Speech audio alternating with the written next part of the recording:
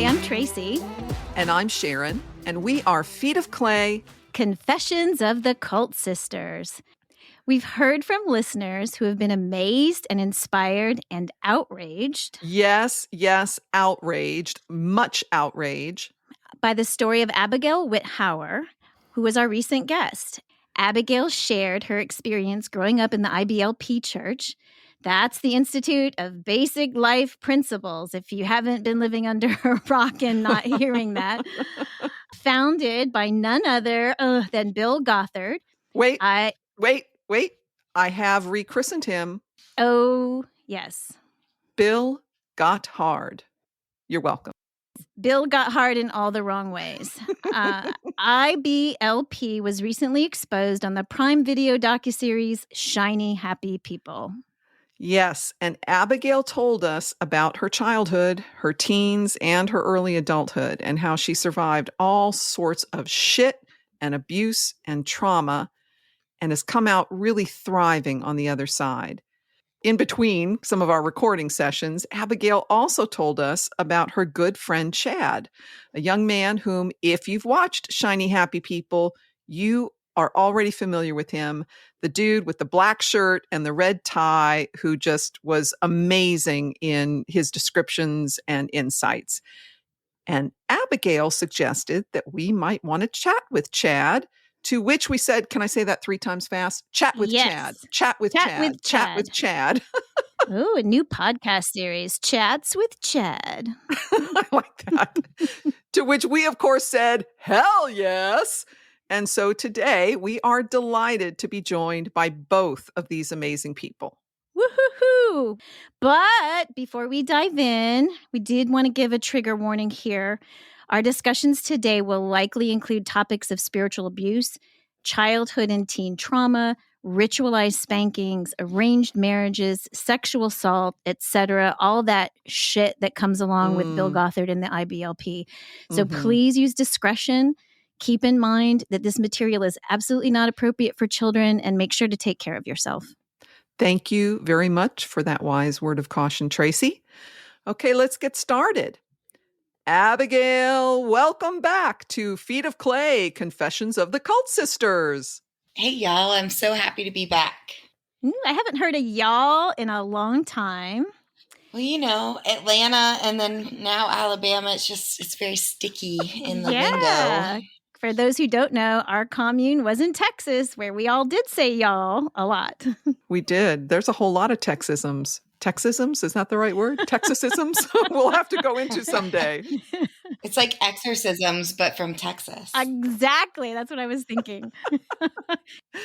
Oh, and of course, Abigail, thank you for bringing in your very good friend, Chad. You are actually the first cult brother we have had on our show, and we are so thrilled to meet you and hear your story. So welcome. Well, thank you. It's an honor to be the first cult brother you've ever had, and I would just like to second that y'all. You know, I mean, being from Alabama, I just have to, I have to represent. So yeah, y'all to y'all as well.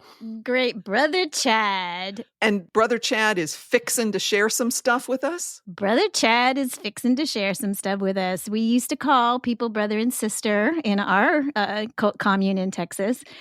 And Brother Chad, we feel like we kind of know you already a little bit after watching Shiny Happy People. I can't express how proud we both have been of you. And I know so many people that we've been hearing from, just your bravery, impressed with how well spoken you were, your insights. And of course, we were delighted when Abigail told us of her friendship with you. And as we get started here, I guess the big question that we all have is, what was it like for you to participate in that documentary? Because I assume it was done way before it aired. And what sort of response have you been getting? Oh, it was a great privilege. I actually started working with the creators long before Amazon came into the picture. Everyone involved in this project that I've worked with, the entire creative team, have just been so empathetic, and they've really worked to center the stories of the victims themselves. That was a priority for them from the start.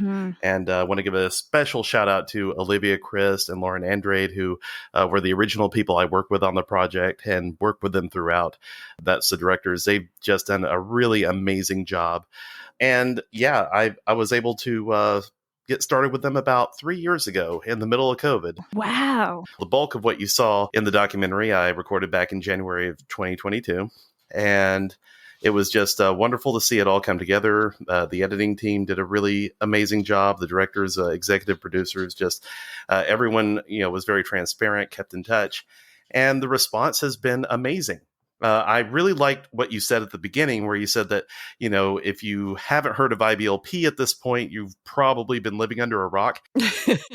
And that's exactly what I wanted to see come from this documentary, because IBLP operated on such a large scale for so long and no one seemed to care. And now they do. And the fact that, they're out there, they're famous, people can actually detect more of what they put out into the world. It's amazing to me, because I feel like that exposure is ultimately what's going to bring them down. Yes. Yes. That one cut that they showed where everybody was IBLP, IBLP, IBLP was brilliant to help that get lodged in our head so that we can definitely recognize that now. Well, the other thing that's just interesting to me, Tracey, is looking back on our years, all those years ago, decades ago, we were highly influenced by Gothard's teachings, but IBLP as like a systematic cult was not a thing even we were aware of. Mm-hmm. Absolutely. And one of the most encouraging responses that I've gotten from this documentary and all the feedback I've seen from people online is that people are starting to connect the dots from Gothard to however they were influenced in their version of Christianity. Gothard touched on a lot of things that, unfortunately, we see in a lot of mainstream Christian nationalism today. Yes. Some of the very extreme things in politics, for example, have been very much influenced by, the circles that Gothard ran in. And the fact that people are starting to apply it to their own experiences and say, hey, wait a minute, I've seen that umbrella diagram before, or I've heard that critique of rock music before. The fact that people are starting to see just how pervasive it was is, really fascinating. And quite frankly, it's very validating. The sooner we can suss it out, the sooner we can get it out. Yeah, totally. One of the things Tracey and I, we've scratched our heads for many years, actually a couple of decades now, coming out of the mindset that we were locked into. And the thing that has been frustrating, I think, for us is the way in which so many Christians / evangelicals / society in general can just kind of go, oh, isn't that quaint? Isn't that cute? When they hear certain things from the Bible or certain teachings of Christianity. The problem is, in a way, these little kind of Christian light versions, or, what we used to call kind of the do-gooder quasi-Christians that aren't living it to the full extreme, like IBLP. Yes. It makes it seem innocuous. And the truth is, it's just not consistent. IBLP is being consistent. They are actually living what they're claiming to believe, whereas many will give lip service to the belief, but not go full in the lifestyle. And so it's a little bit of a mind twist for me. Oh, absolutely. And, one thing I would like to clarify on the whole, teachings of IBLP as it was practiced by each family. And one thing that they didn't really go into in the documentary that I've tried to, clarify for folks on my channel and what have you, is that the rules were very strict and they were very much across the board. And Gothard had an opinion on literally everything. If it was his opinion and you were welcome to it. But the thing is, like, no family that I know of, and there may have been one or two hardcores that I never met personally, but I don't know of any family that followed the rules 100% of the time, even. So even in the strictest application of IBLP, like, for example, my family technically was not supposed to have a TV that could be a TV. We would mostly function as a VCR receptacle, but we would watch broadcast over the air TV from time to time. We just didn't let anybody in IBLP know about it. Wow. I knew of another family whose daughters all wore pants because they worked on a farm, and there were no real farmhands to speak of. All the kids had to pitch in, and it's really hard to go out there and wrestle goats and horses and cows in a dress. So right, they would go out and wear pants from time to time. They just wouldn't do it at the conferences. And I believe that this was by design, because if IBLP was aware that their members weren't always following all of the rules all of the time, if they ever had a problem in their family or something happened in their lives that didn't fit the narrative of the wealth and the success that you were promised, then they could always go back in and say, oh, well, the problem clearly is that you let a TV into your house, therefore you're not measuring up, therefore this is all your fault. Right. Or, if unfortunately one of the abuses that we saw, like with Josh Duggar, happens in the family, IBLP could say, oh, well, your daughters clearly defrauded their brother because they were wearing pants. Things like that. Yes. They would always find something where you wouldn't measure up, and therefore any horrible thing that happened to you or anything that didn't fit the entire narrative was your fault. It was a very victim-making process. You're so right. That is so well stated. And we came out of something very similar. And so when we were struggling with things in our own life, we were also conditioned, well, I must have ... not followed the instructions of the Bible as clearly that would have given me this guaranteed success. And, we're seeing that even now. We are involved in an alumni site with people that used to be in our commune with us. And it's a lot of that same thinking. These are the outliers because exactly what you said. They didn't follow the letter of the law exactly as laid out that guarantees that success. Wow. And that's one thing that I've seen happen quite a few times in the comments about the documentary. There have been people who will leave like a 1 or 2 star review and say, well, okay, so they talked about some of the horrible things that happened in IBLP, and sure, they happened, but they didn't talk about all the people that Bill Gothard blessed or how many people found value in IBLP. And I mean, it just makes me laugh because I'm like, even the people who were quote unquote hashtag blessed and everything, they they suffered just as much of the abuses as we did. And I guarantee you, if you take out that microscope and look harder, you will find where there were some horrible family dynamics that came about because of it. Yeah, there just can't not be. I mean, it's denial of basic human connection and emotion and humanity. And you're not going to have good stuff happen when you do that. In the end, you're just not. Hey, Chad, I'd really like to learn a few more details, if you're willing, about your personal story. Like, could you describe for us a little bit about your childhood? Like, when did your parents get involved with IBLP? How many siblings did you have? And what was life like growing up?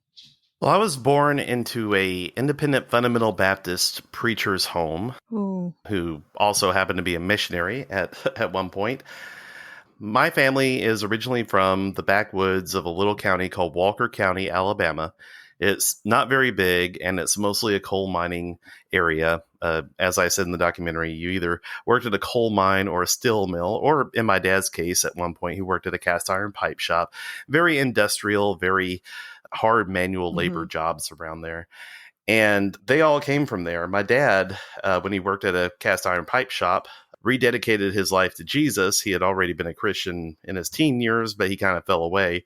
He rededicated his life and decided to become a preacher, which, as I said, is a lot better than working at a steel mill. I could see the appeal of that, frankly. He decided to become a preacher, and he eventually became a preacher for a few small congregations in Alabama and what have you, until he felt the call to go to the Netherlands and Belgium as a missionary, which, being a missionary to 2 of the most Christian affluent countries in the world probably doesn't hurt. But sometime there, he started losing his hearing and decided he would better be served as a pastor for a military work in England. And that's where I was born. By that point, he had 3 children. I have 2 older sisters born right after each other, and then an older brother. And the older brother was born 10 years before I was. So I very clearly was not planned, and my folks took great pains to remind me of that a lot. So when I was 10 months old, we moved back to Alabama. Therefore, that's how I lost my accent, really.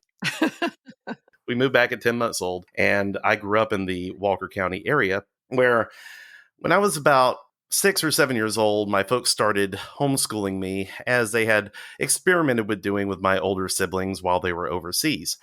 My older brother went to a Christian school for a while, but my folks decided, well, let's try to homeschool this one and see what happens. And they had trouble finding a curriculum that really worked for me and eventually my older brother when they brought him back into homeschooling. Around this time, my mom was approaching her 40s and she started going to an OBGYN in Birmingham, Alabama, who was a Christian because they refused to go to non-Christian doctors or anyone who wasn't the right kind of Christian. If it was Catholic, right out. So she started going to this OBGYN talking about essentially like how to plan and handle, the possibility of getting pregnant while menopause was going to happen. And this doctor told her, well, I know how you believe and everything. And I know that you've been dedicated ministers and you've turned everything else in your life over to God. Why don't you turn over to God the amount of children you're going to have? Wow. Wow. Wait, there's a This was a doctor? practicing OBGYN who told her this. Was he connected? You may get to that, but I'm familiar with Dr. Wheat because I read his fucking book before I got married. Was he a doctor connected to anything like the IBLP or the Baptist? Well, he gave her a book called A Full Quiver. Oh, God. And that was an introductory book to the Quiverful movement, which for people who are unfamiliar, the Quiverful movement is this idea that children are these arrows that you can fire out against Satan's dominion in the world and, make a difference for God by having as many children as possible. There is a verse in the Bible that says, as arrows in the hands of a mighty man, so are his children. Blessed is he who hath his quiver full of them. So the quiverful movement is the idea that you should have as many children as God would allow you to have in order to partake in the spiritual warfare through overpopulation. I just want to say, very good memory of that Bible verse. I find myself, I can't remember them very well. Well done. Well done. That's intentional, Tracy. I think we try to block that shit out as much as we can. I may not have quoted it exactly in the King James, but it's definitely still there. Scripture memorization was a large part of IBLP. So what happened was, my parents decided, oh, that sounds like a good idea. And they decided at 7 years after I was born to go ahead and have 2 more children, which was all Mom was able to have physically until she hit her mid-40s. But along the way, we became very good friends with this doctor and his family. And we all kind of went in together to these seminars that they started having in our area that was endorsed and propagated by one Bill Gothard. So, to my recollection, the doctor's family and my family all went into IBLP at the same time. They were our best friends in the cult. And we started doing their homeschooling curriculum, which, according to my mom, it would work best for my much older brother and myself and my younger siblings coming along when they were of school age. Because Gothard purported that everything in ATI, which was the homeschooling branch of IBLP, could be taught to children of pretty much any age range, because scripture is timeless, don't you know? Yep. So they started us on the wisdom booklets. That was effectively my homeschooling throughout the vast majority of my school life. I was the only one who stayed in until I graduated high school. My younger siblings eventually started doing the Abeka video courses and everything when they reached about preteen age, but I was 100% homeschooled through IBLP from the time I was about 6 or 7 years old. Oh, wow. And it was just night and day difference from what I can remember from my previous years in homeschooling, just using whatever curriculum my folks thought was good that week. It was very regimented and just an extreme change for us. Wow. So in that, did you have any kind of relationship with God yourself? Because it sounds like you're kind of brought into this system that has a lot of rules. Where were you at as far as your own concept of God and your relationship to Jesus? Well, I essentially had to have a relationship with God. Otherwise, it's always effective. Yeah, exactly. Otherwise, I would make Dad look bad, and we just couldn't have that. I was a very, what my folks deemed, strong-willed child. they followed the teachings of James Dobson before they went into IBLP and all the books that went along with that, which if anyone's unfamiliar, James Dobson was a huge proponent of physically beating your children. Folks call it spanking. I call it beating. Mm-hmm. Yeah. Yeah, he propagated child abuse. He was a voice for like the old school ways of raising your child. And he had a lot to say about children who were deemed strong-willed. There was actually a book called The Strong-Willed Child by James Dobson. It may as well have been called the Chad Harris story. Doctor. But yeah, Dr. James Dobson, you're correct. And it still strikes me just how many people with actual degrees bought into all this weird fundamentalism. But I was a strong-willed child, and my mother used to brag to complete strangers that I was the child that she spanked the most out of anyone in our family. Oh. And it was true. Oh my God. Yeah, I received a lot of physical beating growing up. My mother had a very short temper. I'm sure she has some unresolved mental issues, which Dad was aware of. He consistently told us that our jobs as children were to make sure that she didn't fly off the handle, because if she did, it was our fault. Oh my gosh. My dad, of course, he was also complicit in all this, not only enabling Mom, but also performing much of the ritualistic spankings that you saw in Shiny Happy People. That was almost word for word what happened in my case. Oh God, Chad, I want to just pause here for just a moment and Go ahead. And tell you that it's excruciating to hear and to know what you and so many of your generation were subjected to.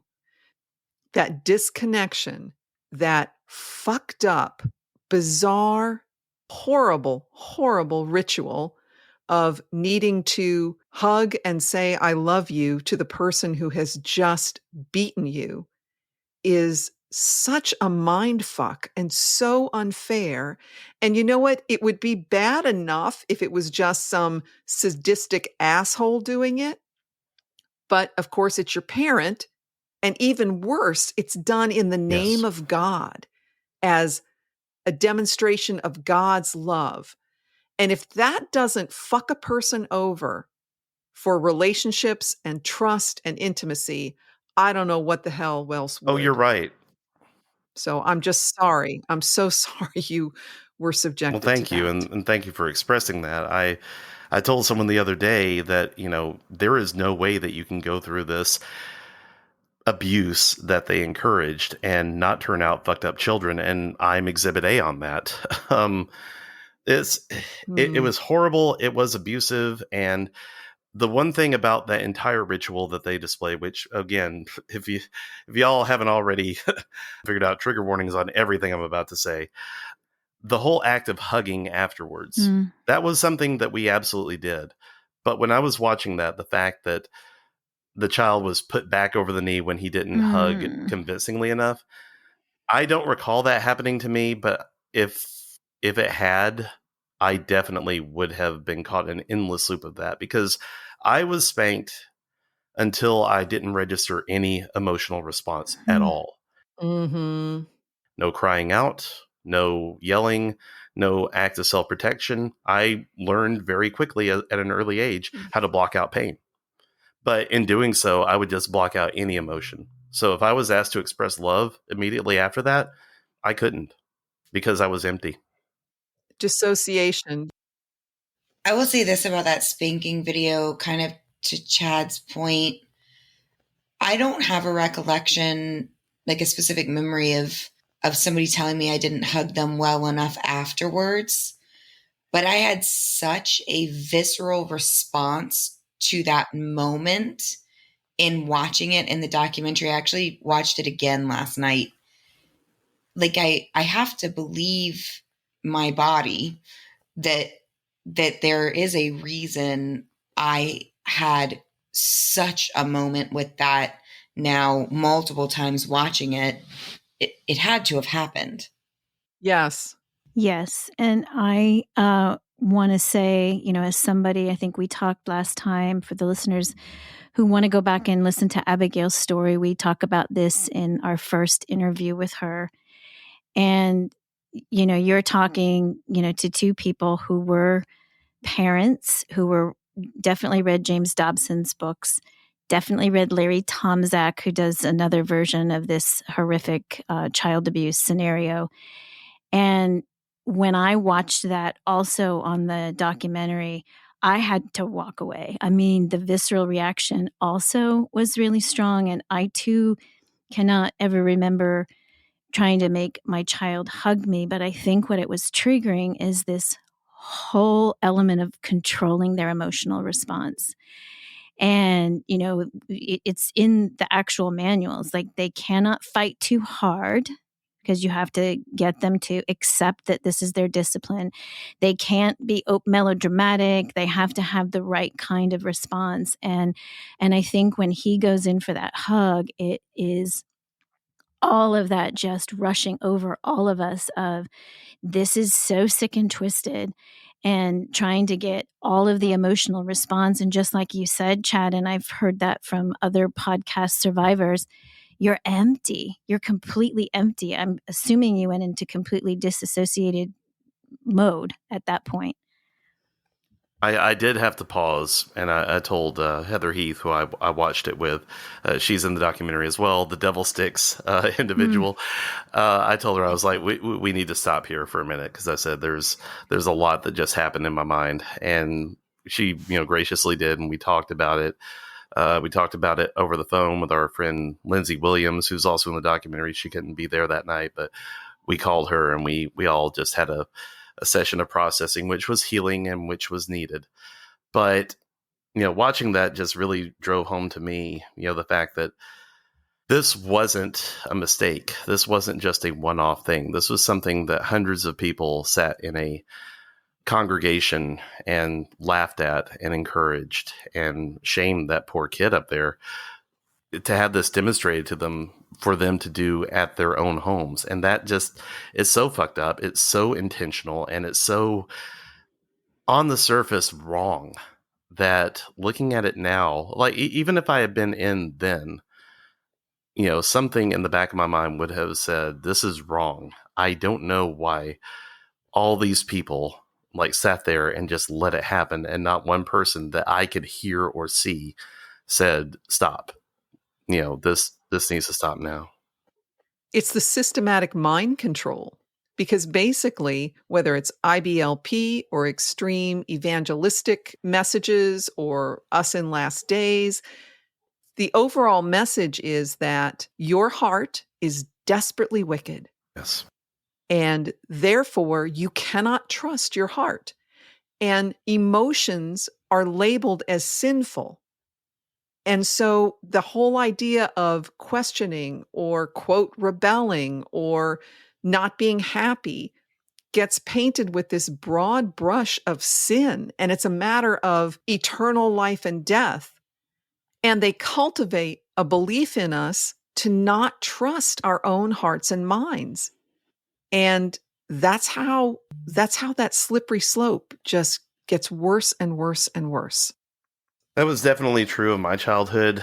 I was told from a very early age that, there is another Bible verse that says that rebellion is as the sin of witchcraft, which, now I think witchcraft is kind of a good time, but yes, but right. But that was what was like planted in my mind over and over. It's like, if you say anything other than yes, ma'am, no, ma'am, yes, sir, no, sir, anything other than instant obedience, it's the same as if you had cast an evil magic spell over this family. And that's another way that you could fuck a child up, by giving them so much power to, literally invite the devil into your home. It's more than a 6 or 7-year-old should be able to handle. Which incidentally was also when I got saved, quote unquote, as a child, because I knew that my parents had been pressuring me to do it for a long time. Like, they start you early, like from age 3 or 4, they start telling you you're a rotten, no good sinner and you need Jesus.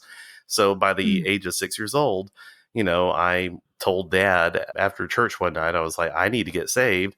And so there was this big hoopla when I finally prayed the prayer and did all the things that he told me to. And I was baptized about a year later. I guess they wanted to see if it stuck. I don't know. But yeah, I mean, the indoctrination starts, and all that even started before we got into IBLP. Like, the fact that I was a preacher's child meant that the pressure to believe and the pressure to publicly express that belief, and the pressure, if nothing else, to make the ministry look good and to make dad look good, was on from a very early age. And it only intensified when you added the cult element to it. Yeah. Chad, so when you quote got saved, you say the sinner's prayer, you're reading your Bible, you're praying, you're doing whatever they're telling you need to do to be a quote good Christian. Did you ever feel a sense of actual like conversation with God or guidance from God or any kind of moving of the Holy Spirit or whatever you want to call it? Did you ever have that kind of sense, or was it always just going through the motions to satisfy what your parents and what the church expected? I mean, if you had asked me that as a child, I would have said, oh, absolutely. God speaks to me all the time. Like, I'll pray and I'll just feel some kind of way about something. And, that's definitely the prompting of the Holy Spirit, or that's the Holy Spirit's conviction, or, just, and I'll give you an example. There would be times that I would read something in a book that, might have been a little bit too much for me to process, or maybe, something about death or something that's, heavy fare for a child. But going to my dad about it would almost always lead to a long discussion about, how I was being spiritually attacked or whatever, just by having emotions. So I was taught that any thought in my head was either the Holy Spirit speaking to me or the devil trying to get in through a side door. Also, if I ever went to dad with any of these normal questions that a child would have, it would get turned into a sermon illustration about 2 or 3 weeks later. And, then I learned very quickly that nothing I ever said was ever private. So yeah, I believed it at that point that, I was getting all these promptings from God, and that I was also getting all these, tricks from Satan trying to get me to misbehave and what have you. And, again, I didn't stop being a strong-willed child. So, I was still routinely punished for even minor infractions and told over and over that Satan was trying to take over my mind. And I was just trying to live life as a kid, Oh, God. So... Oh, God. So I realize now a lot of that was just, my brain hadn't stopped cooking yet. One of the most freeing things I ever learned in therapy was that your brain doesn't really mature until you're in your mid-20s. Yeah. Holy shit. I was expected to be a 30-year-old at age 7. Of course it didn't work. Of course. Yes. Oh. But I always was curious, and I always had these questions because I truly did read my Bible. I was an early reader, and I would get bored and start reading it during dry sermons and everything, and just, go off on rabbit trails of whatever else I wanted to learn. And I noticed some of the contradictions. I noticed for example, the differing order of events in both Genesis 1 and Genesis 2 about the creation. But I learned very quickly if I started asking questions about that, it would lead to yet another long lecture and possibly a beating for entertaining any doubts. So I just had to toe the party line that the Bible is 100% true and the inspired word of God, specifically the King James Version thereof. And if I deviated any which way from that, I would face the consequences. But looking back, I know now that, that little voice that I talked about in the documentary that said in the back of my head, this is wrong, like that never went away. Yeah. And I learned later on, through my own healing process, that wasn't a demon. That was me. That was you. That was my own critical thinking. That was my own self-preservation saying, hey, this is something you need to keep in mind. And you need to, when you're able to safely deal with it, you need to deal with it later. Yes. Wow. And that is something that just strikes me to the core of my heart, is that what we labeled strong-willed children. And it's usually the very intelligent among us, right? You have this really strong inner voice, a lot of critical thinking skills. And then now you're having to figure out how to kind of, I don't want to say manipulate your way through the family, but I can relate to that with my own children. I have one who would have been labeled a strong-willed child. And I am so grateful for him today. I am so grateful for voices like yours, Chad and Abigail, and all of the ones that have been giving voice to all of these feelings that you've been feeling growing up, because sitting on the other side, those are tough conversations to have with your own child. And I don't know, we can get into that in a little bit as far as you trying to go back and telling your parents, but you all have been my teachers, because I've been able to step back and listen to the podcast and listen to your stories and understand what you're going through those times. And then going to my children on my own and saying, let me tell you what I've learned about what this did to you. And I can't thank you enough for growing up and being able to give intelligent voice to all of that. It's been very powerful. And, we're doing everything that we can with our generation that are still in this, of like, listen to these people, listen to what is happening. It's very, very powerful. That means so much. Thank you. It really does. I think it's hard to describe what it means to hear, especially parents going back and talking to their children about these things in a really honest and meaningful way. It's, I don't know. That's what I talked about in therapy this week, actually. Very good. Well, Chad, we, in our conversations with Abigail, we heard very in depth how purity culture impacted her, starting at, I think she said 9 years old, and then through her teens, of course. And well, Tracey and I, we had our own experiences, but it was a bit of a different version of purity culture. We had signed up for it, whereas you guys were just dragged along by your families. And I was thinking, okay, well, me and Tracey and Abigail talking about it, we're all women. And I realized that I've never actually talked with a man who grew up in purity culture, and to hear a bit firsthand how that affected you in growing up and in your development mentally, emotionally, sexually.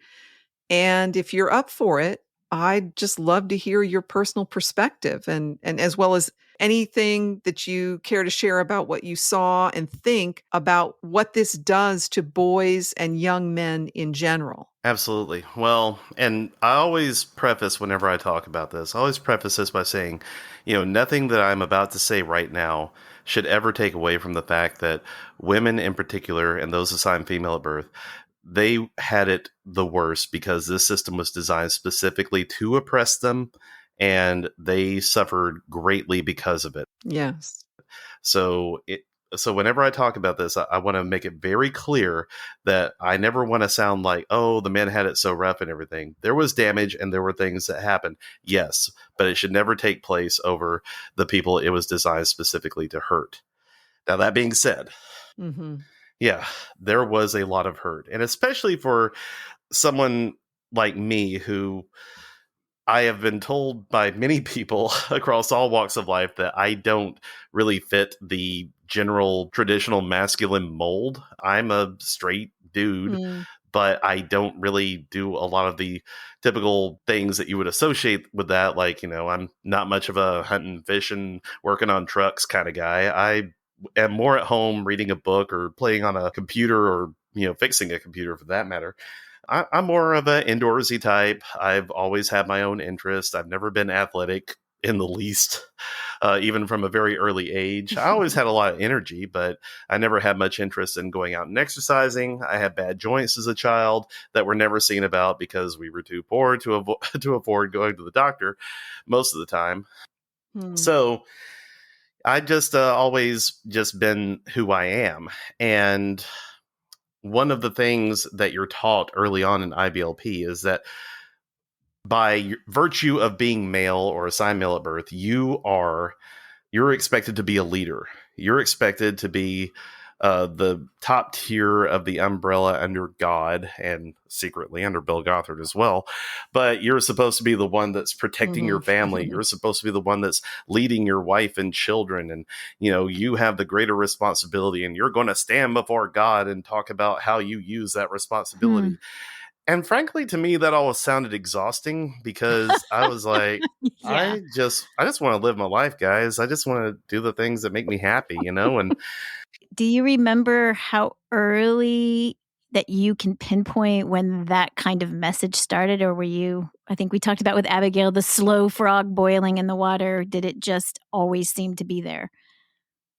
I mean, it always seemed to be there. Dad took a lot of umbrage anytime anything took place of his authority in the home, and he would tell us about that. One of the reasons early on that the TV was just flat out shut down was because we happened to be watching it, and this is even pre IBLP. We were watching it when he came home, and we didn't give him an enthusiastic enough response that he was home from work. So it was like, well, obviously, something else is the leader of the family, so we're not watching TV anymore. And that lasted a few months. But yeah, it's the idea that the man is in charge was always put into us from a very, very early age.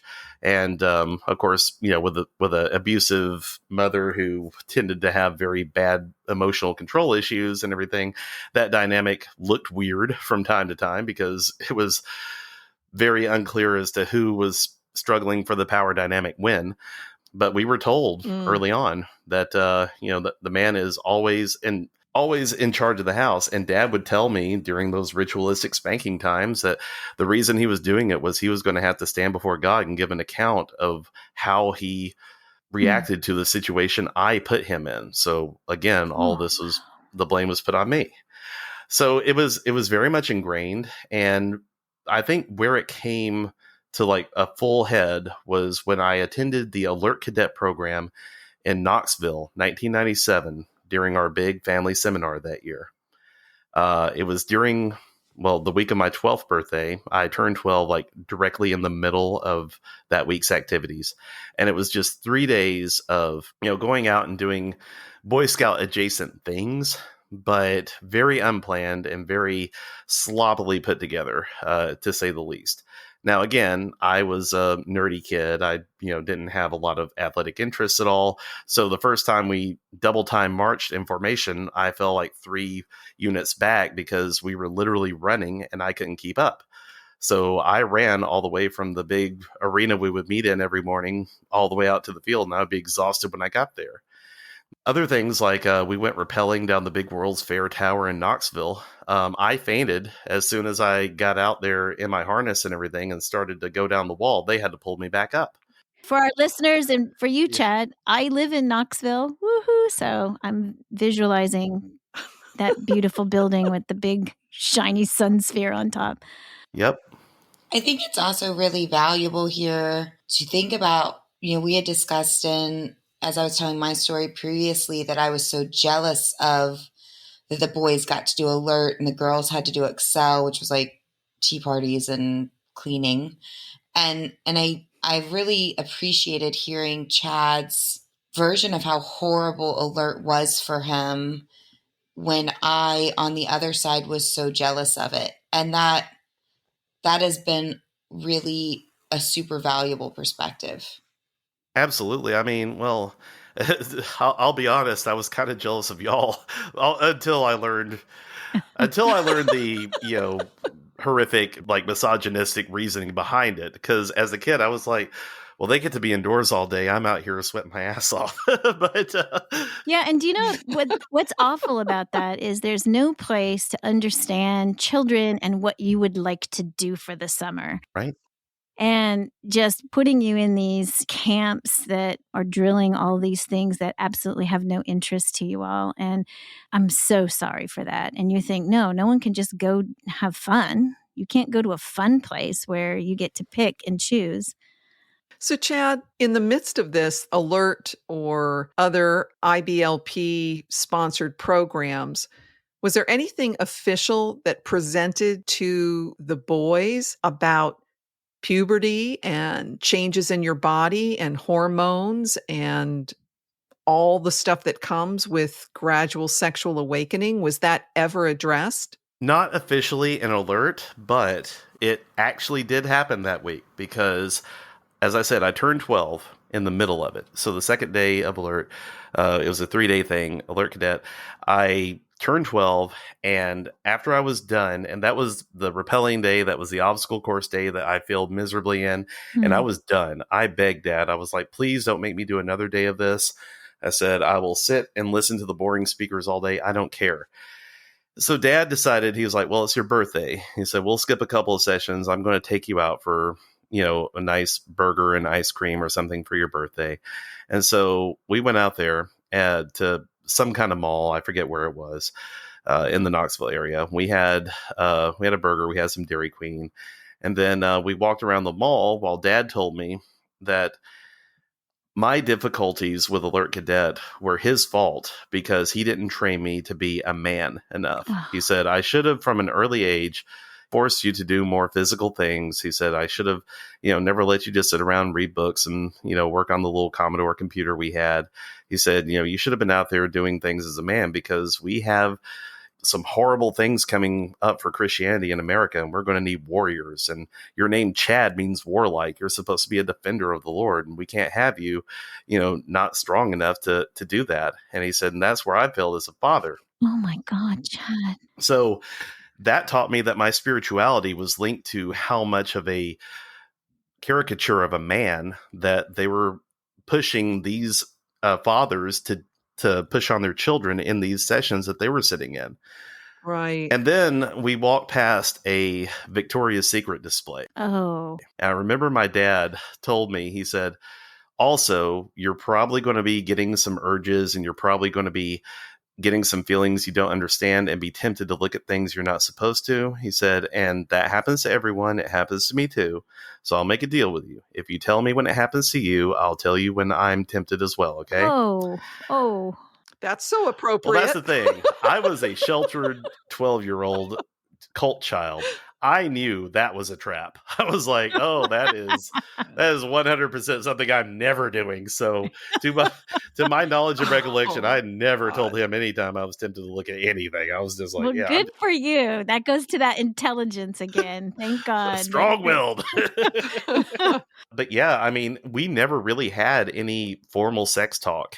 He tried to tell me a couple of things one time when we were on the deputation trail as missionaries going church to church raising money. It was just me and him going off to some church in Kentucky one time. And he took the long drive to explain to me. He was like, some things are going to be changing with your body. It happens to everyone. Don't worry about it. Also, don't play with yourself. We'll talk more about that later. And we never did. And also, he kind of played in my mind. He was like, I was like, wait, that's an option. So, so yeah, thanks, Dad. You did give me some good advice that was possible. Did you struggle with if you were still bought into this belief? Or I don't know, maybe you weren't bought into the belief about purity. Maybe it was just, I'm just keeping my head down and going along to get along? Or did you believe it? I believed it to the point where I knew that if I expressed any kind of interest in anyone, or if I expressed any kind of sexual proclivities at all, I would immediately be submitted to yet another interrogation by my parents. And so I just kind of kept it all in the DL. As much as I learned to block pain, I also learned to block any kind of interest I had in, anyone I was talking to, any girl who I found attractive or any girl I had an interest in. I would just, go into that mode of, okay, well, this is all business. Because, I mean, you weren't supposed to talk to girls in the first place, but I did because, I wanted friends and I'm a chronic extrovert. So whenever I did, I would just try painfully to make it look as platonic as possible, because I didn't want anyone to even think for a minute that I had an interest, because otherwise I would be getting her dad asking me questions, my dad asking me questions and stuff like that. So I bought into it so much that, I just became very wooden around others. So it sounds like your survival technique was really to close down, shut down, cut off the emotions, interest, curiosity, whether it had to do with a particular girl or the whole sexual realm. For you, it's like, no, don't even go there, because that's going to make everything worse? Yes, but I mean, at the same time, I still had, hormonal changes that happened to everyone. I still had the interest in sex and what have you. So I would just find different ways to find out about it. And I think the most brilliant stroke of genius I had as a teenager was using the fact that my parents were thrilled that I would read the encyclopedia for fun against them on that one, because when they weren't looking, I would pull the S volume of the encyclopedia off the shelf and learn what they weren't telling me. Oh, so smart. And how old were you? I was like 15 or 16.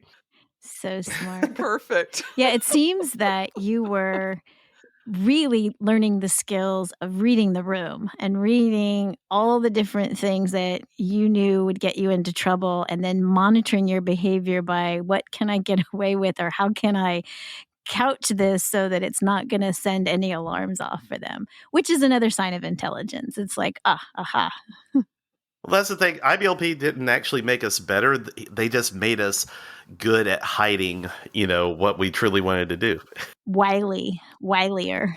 Yes. Sneakier. Sneaking. What do you remember about the other boys, your other friends, teenagers? What did you see happening around you with how they were navigating these purity culture waters? I will say one thing, especially about the men, that perspective and everything. One of the reasons I think that we don't hear as much from them is because a lot of the guys I grew up with and who were in IBLP, they tended to take a view of, well, I went through it and it's behind me now. Why should I ever think about it again? And I'm like, well, lucky you, because all that brainwashing and all that toxic shit that I learned keeps me up at night. So, I mean, glad you can do it, but some of us just couldn't. So, yeah. Well, and it's so powerful for other people to hear, because, while they may be perfectly fine to turn away, I betcha 100% it's impacting their lives. Mm-hmm. And you giving voice to it gives people the courage to, like, oh, I was thinking that. I was struggling with that. So definitely very, very grateful for that. Yes. Yeah. So it's a little difficult for me to tell what happened during my teenage years with my peers who were in the cult, because at that point, right after we went to the conference in 1997, we went back overseas as missionaries to the Netherlands and Belgium, where I stayed from the age of 12 to age 19. So during my teenage years, I was kind of isolated. But I do remember what happened before I left the States and what happened after I came back. And one thing that I noticed was a lot of the boys, especially the ones who went through Alert Cadet and what have you, they learned that at least playing that version of masculinity that was preached to us, and in between all the activities and everything, we did have sessions where speakers would get up and tell us that we were, training to be warriors for Christ, and we were going to bring in the next era of Jesus or what have you.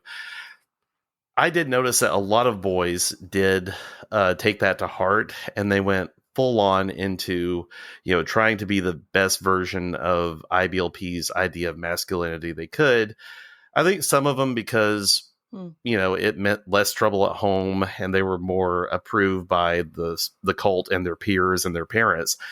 Others, they kind of had a natural proclivity to it, whether through trauma or what have you, and it just became more of a natural fit. And unfortunately, when I came back to the States, I did see some of my friends who tended to be more excited about the worse teachings that we got about our sex and everything.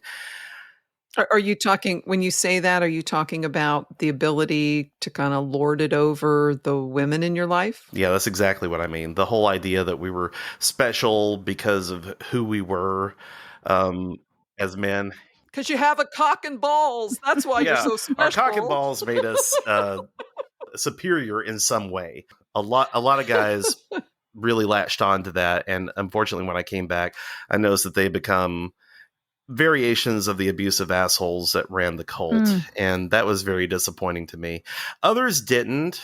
I sincerely hoped, and I can only tell you that how I'm judged on this is just by the people who knew me at the time. And I sincerely hope I wasn't one of those folks, because I didn't want to be.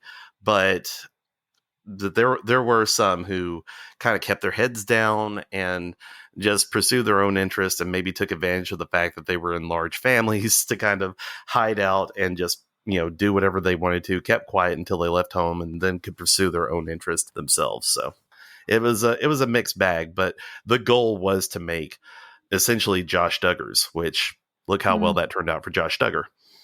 Yeah. Yeah. So, and I was giving a little heads up that we had done our purity culture episodes 1 through 4. And one of the things Sharon and I explored was just masturbation. And of course, we lived in a commune where that was very much preached that was sin. And since your dad kind of gave you a hint that you could play with yourself, was that something that you had to fight and feel guilty? Or did you just have a more healthy relationship with that than a lot of people in that belief system have? Oh, 100%. I felt guilty every single time.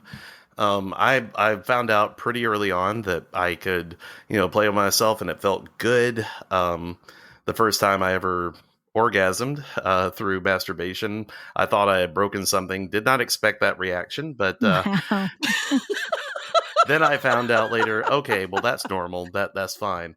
But Okay, but then wait, I would wait, feel wait, wait, wait, wait, wait. So you found out that was normal. Was that through the encyclopedia? That was Yes. 100% my question, Tracy. I wanted to know if it was from the encyclopedia.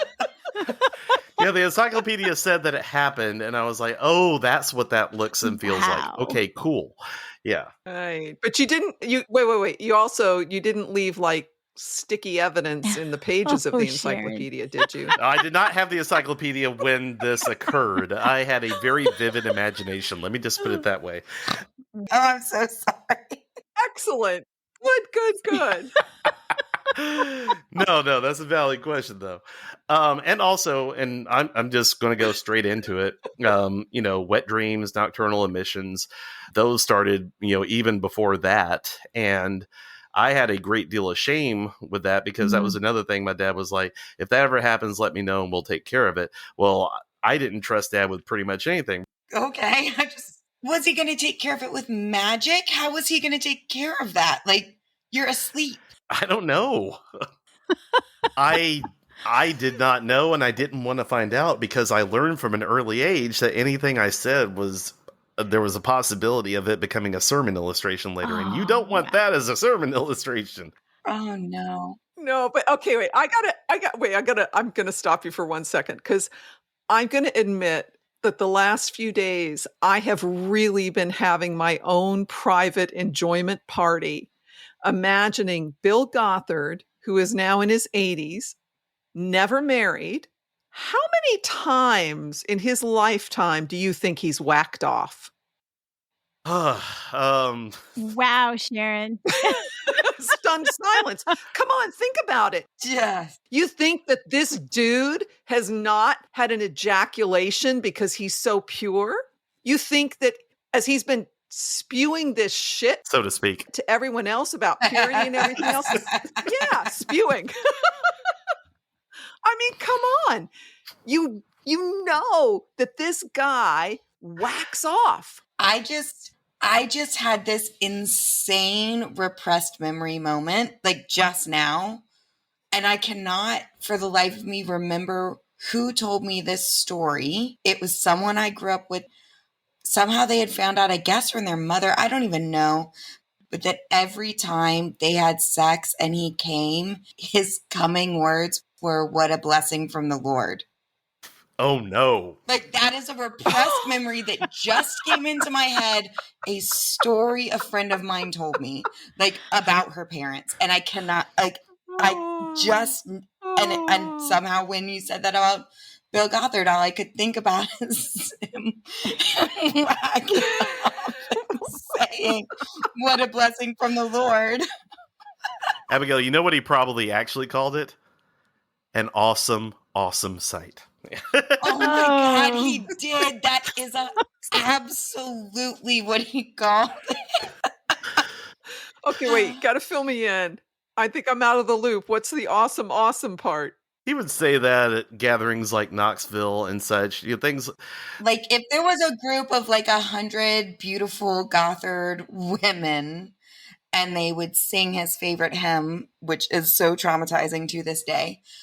And then when it was done, like all of his little horrible enslaved women would sing this hymn, and then he'd get on stage and be like, "Oh, what an awesome, awesome sight."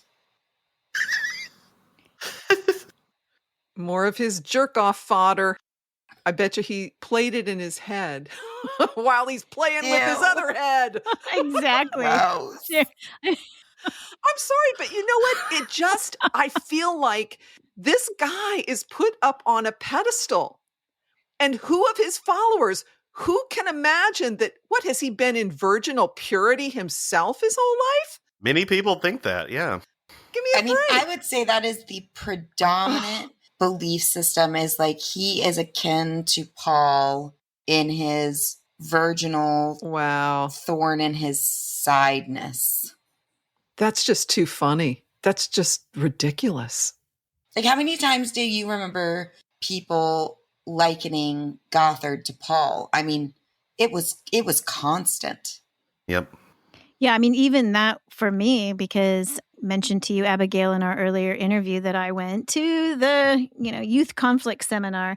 And that was one of the things that somebody with critical thinking had posed. How does this man who's never been married give advice on family and children? And it was always likened to Paul. It's like, well, Paul was not married and he didn't have children. And look, he wrote, most of the New Testament. Jesus wasn't married and he didn't have children and he's able to give us instructions.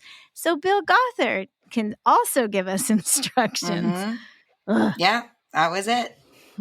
Okay, so back to Chad. I'm sorry that you started to say, Sharon, that gave you a little enjoyment. I'm a little worried about you. Well, I'm sorry, it just does. Okay. I may not masturbate again for another month after that, but yeah. Right? I mean, I think it could ruin us all. Oh my God, that'll cure you. That'll cure you. Just imagine Bill Gothard doing it. Oh my God. God, they really should have. Like, I think if they had just preached that from the pulpit, it would have worked much better. I think you're right. It's so ooh. Ew. Okay, sorry. So Chad, how do you follow that? Well, yeah, the only thing I can say is when those things started happening, when I did have a wet dream, I never told my parents about it. I would go through elaborate attempts to, hide my night clothes, underwear, and everything. Your sin, Chad. You were hiding your sin. Yes. I was hiding it until I could put it like deep into the laundry hamper where, mom would never see what had happened, or maybe think, that, oh, that's just something from a couple of days ago. Like I got really good at hiding, anything involving my sexuality or anything that I desperately didn't want my parents to know about. And I would hide masturbation as well. I got pretty good at taking short showers and getting things done in pretty quick order.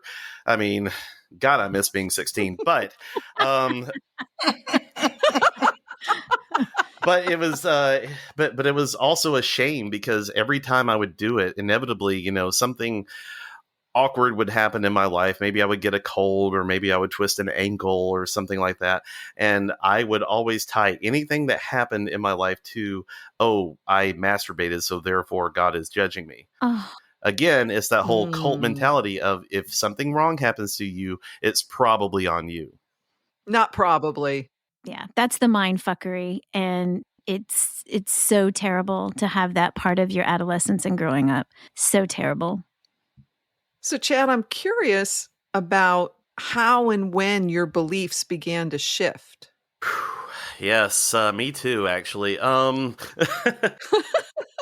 It was not overnight, I will tell you that. And even after I graduated and left IBLP and ATI behind, and my family moved on to other things for my younger siblings, I still tried to make the beliefs make sense for me. And one thing IBLP and ATI do not do is prepare you for the real world. I was already too old, and my parents were too broke to send me to any of the training centers or headquarters, and they didn't care at that point anyway. The colleges that I was recommended that my parents did approve of were all fundamentalist paper mills, or diploma mills rather, like Pensacola Christian College, Bob Jones University, Patrick Henry College, which was my personal pick.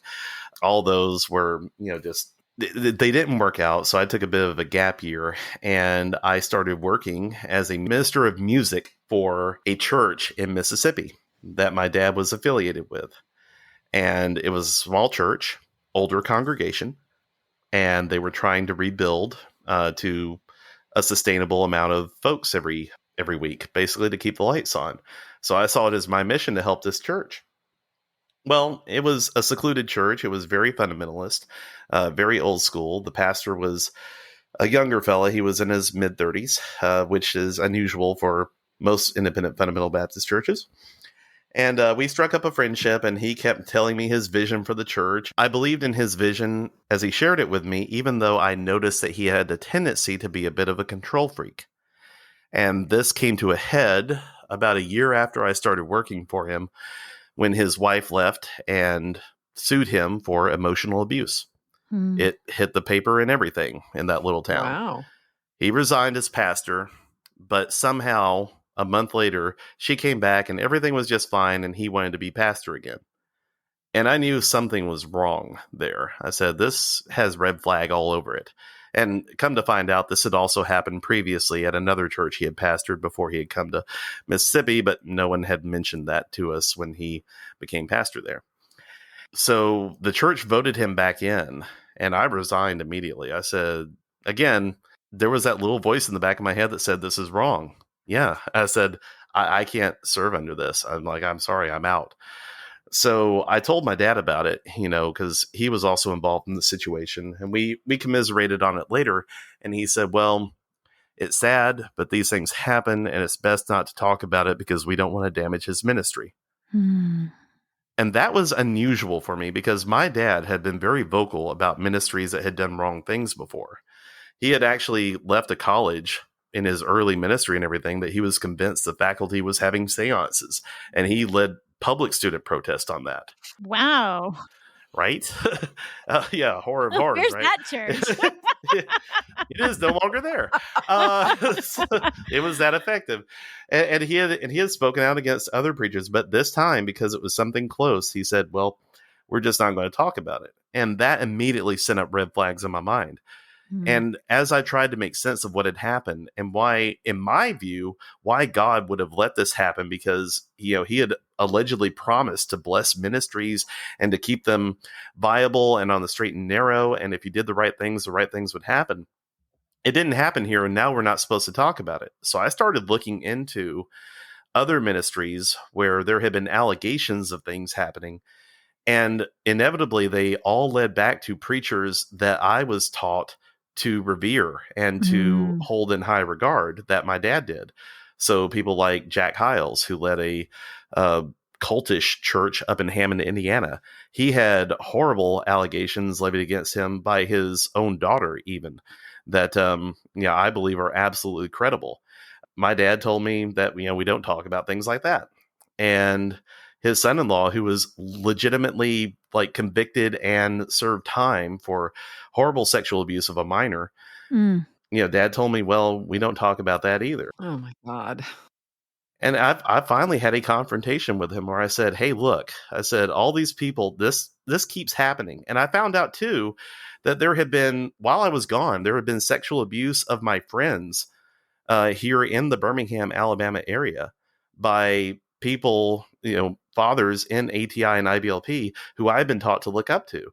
Wow. And I told Dad, I was like, why was I never told about this? And he said, well, these things happen, yes, but we don't talk about it because we don't want to make the ministry look bad and hurt the cause of Christ.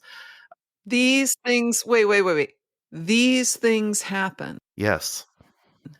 These things happen. Yep, these things happen because, we're just men after all. These things happen. It is so maddening, Chad, to hear over and over and over, the dismissiveness, the looking the other way, the not facing up to it because of some greater good, because of the message of Jesus. I'm sorry, just had to say that. I'm right there with you. Keep going. You're 100% correct. No, that needs to be said because normalizing this shit keeps it going. Keeps it going. And that's what I told him. I said, I didn't sign up to hurt people. I didn't sign up to let them continue to be hurt. I said, that's not what I thought was happening here, and I'm disappointed. And we had a huge falling out over it, and I finally just said, I'm out. At that point, I tried to make Christianity work for me and other various ways. It ended up not working, which is another whole side conversation. But that was really the catalyst for me leaving. It was just story after story after story that had been suppressed by people who had been hurt. And then, of course, right around that time, all the allegations came forward about Bill Gothard and the women who worked for him at headquarters. And that shattered my entire world because this is literally my schooling from the age of like 7 till my graduation. I was taught that this was if I followed these rules, that these things would never happen, and they fucking happened in the cult. And that threw me into a tailspin. That was actually when I started taking therapy because I just started having random panic attacks and saw my world collapsing around me. It was traumatizing in and of itself. Wow. What year was that? It was a gradual process, but it was around, I would say, 2012 to 2014. 2014 was when his allegations came forward and he resigned. Yeah. Yeah, I remember that. And can I just say and call out that the sweet boy in you is having to cry out and fight Christian institution to say, wait, we're not supposed to hurt people here. And you're getting argued back. Like that is, if that's not screwed up, I don't know what is. And that's what we're seeing is just this domino effect of so many of these ministries that have turned away and hidden so many of these abuse stories. And I just want to thank you for being one that would stand up and say, no, I didn't sign up to hurt people. This isn't right. One of the last times my dad and I ever hung out together, just ourselves, me and him, we went fishing together sometime in the mid-2010s. I don't remember when. But I remember him just volunteering. It wasn't even part of the conversation. But he just said, look, son, he said, I saw and heard a lot of things in a lot of the ministries I've been involved in. He said, and there were some people who probably should have gone to jail for what they did. But it wasn't my place to speak out. And I looked at him and I said, whose place was it? You are an independent fundamental Baptist preacher. Allegedly, there's nobody higher up on the chain because you're independent. There's no convention or anything. I said, if not you, who? Who had the right to speak out? He didn't have an answer. That is so good. That is so good, Chad. You know what pisses me off is that they'll look back and point to the scriptures about David and Saul, right? Because David, the man of God, the man after God's own heart, he is not going to touch, quote, God's anointed. And that bullshit is how it gets justified. And you know what it is? People are just cowards. I'm sorry, they are just cowards. Because if they're going to challenge the powers that be, that means they're also going to have to kind of question a few of the foundational beliefs, and they just don't want to go there. They just don't want to go there. And you say that was the last time you guys had a deep conversation? It was the last time that we had a deep conversation, just he and I by ourselves. Everything else, or every other time we hung out after that, which became fewer and fewer as my family became more and more toxic to hang around. Every other time after that, he always had either my mom or somebody else nearby. We never spent any more time alone after that, really. And then how did you and Abigail meet? Was it around this time as well? We actually met about a year ago.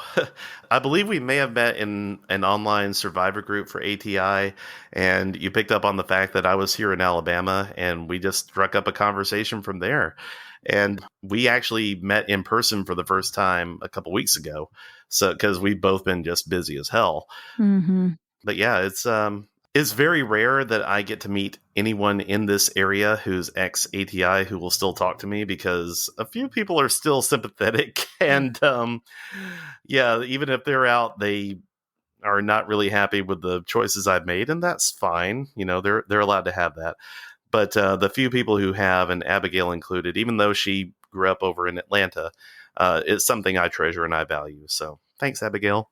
It was great for me too. And I do think, what Chad says about there are people that are pretty sympathetic to leaving the IBLP as long as you remain in evangelicalism as a whole. But it is a much narrower pool of people who are interested in really hearing the fullness of your story or my story when you've chosen not to stay within evangelicalism as a whole. And, that's been a pretty rare and cherished friendship for me. And I think being able to have those conversations with Chad has been really helpful. That's great. I'm glad y'all have each other. Yes, and have been so generous to share your time with us. In our earlier interview, Abigail, and now with Chad, we did touch on some twisted stuff that's a combination of that purity culture and that ritualized spanking abuse that we've talked about, and how these can be a very toxic mix that really impact the development of our human sexuality. And we did ask Chad and Abigail if they would be brave enough to kind of dive into that topic with us. And so we are honored that you are willing to come back and have that conversation with us. Yeah, I just can't overstate how really important I think it is to have this open discussion. And I echo Tracey's gratefulness that Chad and Abigail are willing to come out and put it on the table. So we're going to push the pause button here, continue our conversation, but you guys are going to get to listen to it next week. Yes, and you will not want to miss it. We promise you. But before we sign off, Abigail and Chad, do you want to share with listeners how they can find out more about you or any of your social media or links that they would want to find? Certainly, I'm primarily on TikTok. You can find me at Archradish. That's Chad Harris mixed up. Archradish. You can find me there on TikTok. You can find me at Archradish85 on Instagram. I swear I'm going to actually start using that. Yeah, and also on Twitter at Archradish. So, yeah, find me there. Oh my God, we've been friends for such a long time, and I just figured out that Archradish is your name mixed up. I thought he really liked radishes. I did too. I didn't know what it was. I was like, maybe it's like a Mario thing, like from Nintendo. Anyway, you guys can find me primarily on TikTok at Unicorn Habitat. Okay. All right. And we will add those links in our show notes. And Abigail, a little something about your work with the Therapy Dog nonprofit as well. Okay, folks, you know the drill. Follow us, rate us, leave a review. Pretty please. Yes. It helps us move up in the ratings. Yes, and you can also check out some photos and all of our updates on Instagram. That's feetofclay.cultsisters. Wait, I want to ask the brilliant brilliant radish. I want to ask the brilliant radish, Chad. Do tell us, Brilliant Radish. That's my official title now. Yeah, I'm putting it on my business cards. The Brilliant Radish. I don't think anything's better than Brilliant Radish. That's too funny. Thanks so much for listening, everybody. We will catch you next time.